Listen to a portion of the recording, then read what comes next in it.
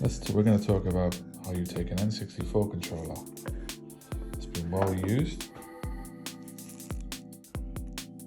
It has an extremely loose analog stick to the point where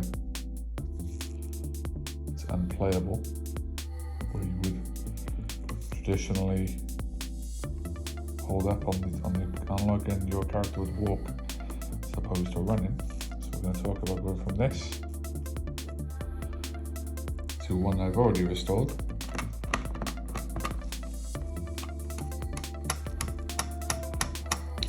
That operates correctly. So in order to do this, let's first talk about how it happens.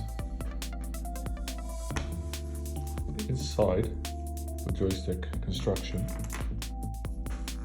there is a ball and two gears that drive the motion sets within. So that is how it looks inside the construction, and you have the joystick go in the middle. Obviously, as you're going side to side, it's moving this gear left and right, which moves the wheel inside, thus creating a movement. And when you go up and down, it moves this one up and down, again creating that movement. So the reason we get to this point, you'll notice if I can zoom in, there you go, you'll notice that joystick is very loose inside there. It has a lot of up and down movement, whereas on the fixed model, there's little to no movement. Just get up to focus, little to no movement, as opposed to, okay. So the reason this happens is over periods of time, the opening within the gears grinds away, as you can see there, quite evident. If you look at the other one,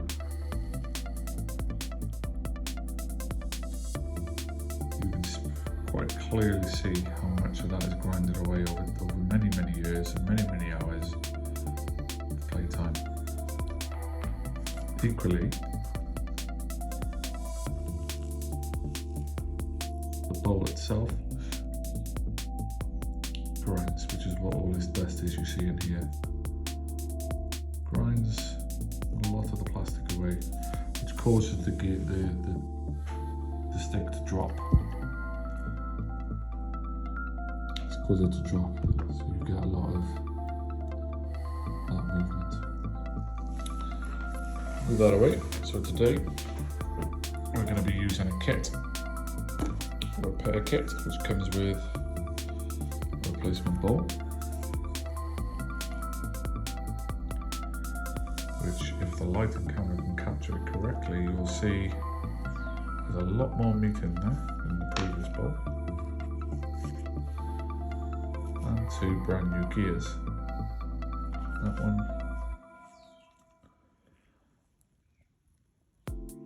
and that one. So without further ado, let's take this controller apart and I'll show you the assembly. So when you get the controller open, unfortunately we've got some broken plastic on this one, so I will have to re-glue that, just rattle it around.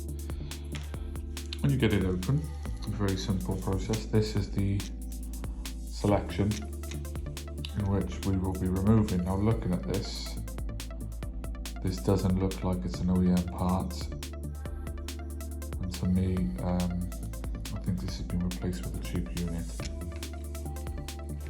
Never mind, I shall still do a rebuild within this, but this is your Z button.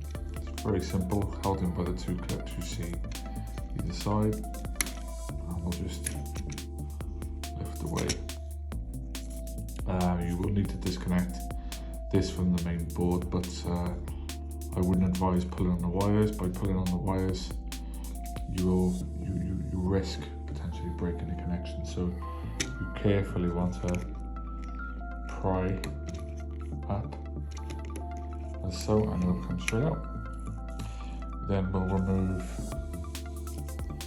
this screw here, this screw here, and this screw here, and we'll talk more about that screw in a moment. So I will get this off and we'll come back.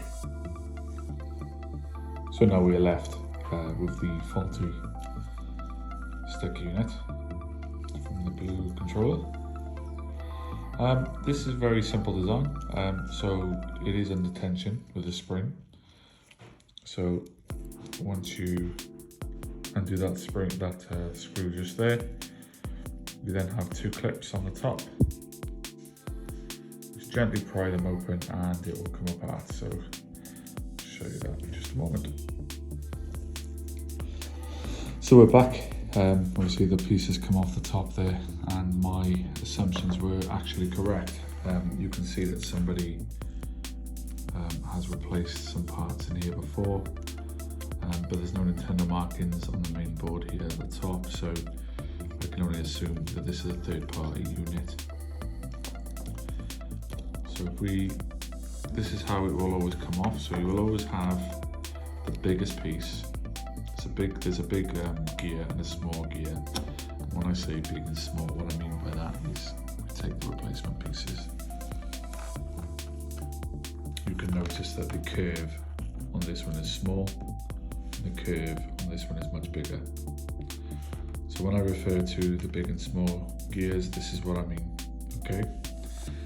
So for reference, the big gear is always the one that goes in first, and it's situated in the direction you see now. The small gear is always positioned like so. When this is pressed into place, the bottom piece of the analog stick will fit into the gap of the big gear, and then the small gear will sit in the recesses just here. From what I can see, and for what I can understand, what I can judge here, it looks as if,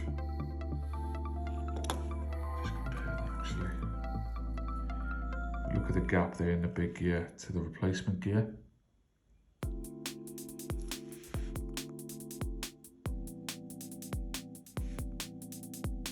Easier to see. It looks to me as if it's either been replaced with a third-party part, or they've just taken it apart and cleaned it up and hoped that it was going to work. But as you can see, there's too much of a gap there on the gear.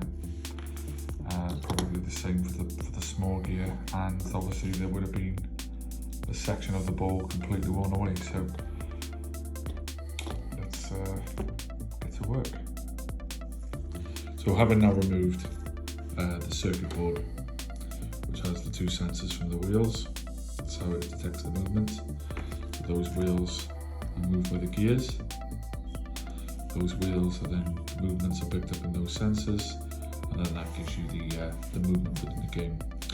So what we need to do, we need to disconnect these wheels from the old ball to recycle them, and it's very easy. It's just a case of lifting up that and it pops straight out on both sides. It's difficult for me to do this while holding the camera, so we'll come back with those installed into the new ball in a sec.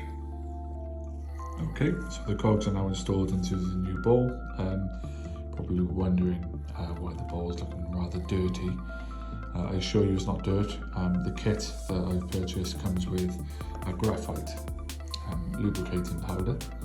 So what I've done is I've used a bit of it there to ensure that the bottom of the bowl is lubricated, as well as the anchor points of the gears and where they sit, and the cogs as well. So now we're going to start the reassembly. You will always start by placing a large gear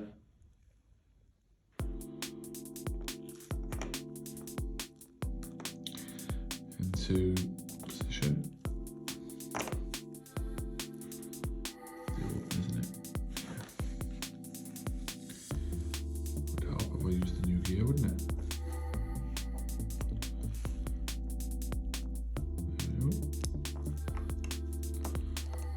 So obviously the movement of that now is going to move that gear there, and I'll show, to get this apart, to get the old gear off, it's very simple. You just compress the spring, and by doing so it enables you to turn the old gear and doesn't get trapped under itself, and maneuver it. Obviously much easier when you've got two hands. Get the old gear off, so we'll place that over there, and we'll place the old large gear away so we don't get them mixed up again. That just comes off like so, and then you'll see the analog stick itself, which looks like it's got tape around it. So yeah, tape. Someone's definitely been fiddling in here. So tape is a thing, or string, that can be done. Obviously when the gap of the original gear is too large, like this one, where it's worn away, there's a known thing where you can wrap tape or string around the analog stick in a hope that it will make up for that lost space. As you clearly saw before I deconstructed this, that certainly was not the case. So I'm probably going to get it in the comments, but could very well be that this is a genuine analog unit, and someone's just attempted to clean up and repair, but very poorly. So I'll take this analog stick out. You can see the design, and just got to turn it and it should drop out.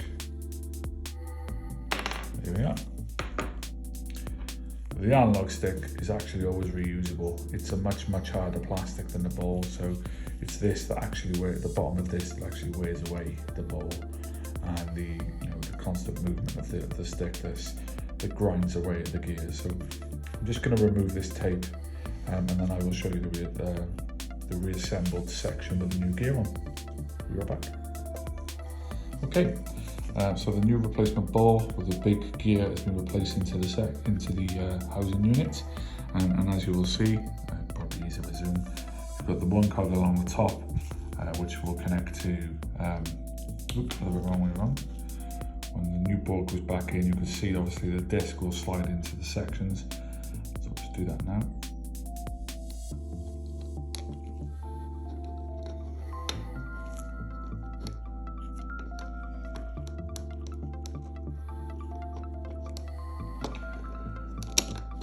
There we go. See the top disc in that sensor, the bottom disc is in, the side disc is in there. I've also ensured that that's placed directly in the middle. By placing it directly in the middle, we will dead center it.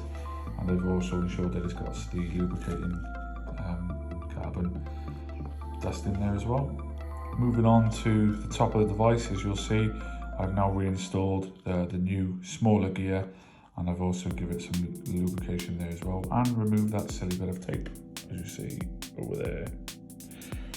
So when putting this back together, as I've said, remember to ensure that the big gear is situated directly as dead center in the middle. You need to make sure that the cog is facing 12 o'clock, so it goes into its corresponding section. And then it's just a case of making sure that that bit is flat on a joystick, so it sits in the recess of the large gear as well. So I'll come back once this is placed back together, and we'll see if the fix has worked. Okay, so here we are, placed back together. We clipped in, re-screwed in as well at the bottom, and I've also applied with the carbon powder just in the bottom. As you can probably see there, much better. There's little to no movement, just like on the grey one from earlier.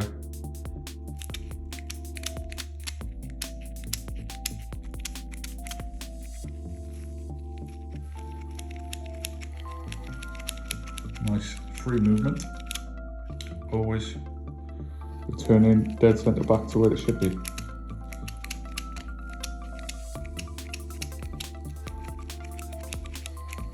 Ready for more hours and potentially years of gameplay.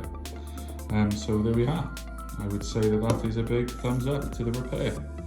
Done correctly. Thank you for watching. Hope you've enjoyed. Take care.